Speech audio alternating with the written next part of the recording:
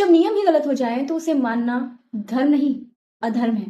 और इसी धर्म और अधर्म के बीच फंसे रहे अपनी पूरी जिंदगी भीष्म पितामह। अगर आज वो मेरे क्लिनिक में पेशेंट होते तो उनकी रेमेडी होती ऑरम मेटालिकम। मैं हूं डॉक्टर प्रतिभा गौतम और इस सीरीज में हम समझ रहे हैं महाभारत के कैरेक्टर्स को होम्योपैथिक मटेरियल मेडिका के पर्सपेक्टिव से। और आज का हमारा टॉपिक है Bhishma, the character of Aurum metallicum. Bhishma ने अपने पिता के लिए जीवन भर ब्रह्मचर्य पालन करने की प्रतिज्ञा ली, अपने राजा बनने का अधिकार त्याग दिया और ये प्रतिज्ञा ली कि वो अपनी पूरी जिंदगी हस्तिनापुर की राजगद्दी की रक्षा करेंगे। एक पल में उन्होंने अपनी पूरी जिंदगी सेक्रीफाइस कर दी। ऑरम मेटालिकम का कोई है रिस्पॉन्सिबिलिटी इतनी ज्यादा कि इंसान अपने लिए जीना ही छोड़ देता है।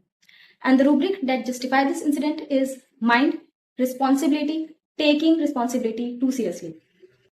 सेकेंड सबसे पेनफुल मोमेंट जब द्रौपदी का अपमान हो रहा था वस्त्रहरण के समय, भीष्म ने सब देखा पर रोक नहीं पाए। ये सिर्फ हेल्पलेसनेस नहीं थी, ये एक लाइफ लॉन्ग गिल्ट बन गया। ऑरम मेटालिकम में इंसान के अंदर से आवाज आती है कि गलती मेरी है, मैं अपना फर्ज नहीं निभा पाया। And the rubrics that justify these incidents are: first, mind delusion, he has neglected his duty and deserves reproach. Second, mind reproaching oneself. And third, mind delusion, he has committed an unpardonable sin. Bhishma जानते थे कि गौरव गलत है, लेकिन फिर भी महाभारत में उनकी साइड से लड़े, क्योंकि उन्होंने प्रतिज्ञा ली थी हस्तिनापुर और उसकी राजगद्दी की रक्षा करने की। चाहे अंबा से शादी ना करना हो या शिखंडिनी के सामने शस्त्र त्याग कर अपनी मृत्यु को स्वीकार कर लेना हो, या फिर तीरों की शैया पर लेटे हुए भी धर्म, राजनीति और जीवन का सिद्धार्थ सिखाना हो, भीष्म ने हर परिस्थिति में सिर्फ एक चीज को पकड़कर रखा, अपना कर्तव्य। उन्होंने अपने emotions, pain, happiness, life, death, success, ambition से भी ऊपर हमेशा किसी चीज को रखा, तो अपनी ड्यूटी को, जो कि एक कोर ट्रेट है ऑरम मेटालिकम का। So the rubric used here is mind, duty, too much sense of duty. Kurukshetra के बाद भीष्म तीरों की शैया पर थे।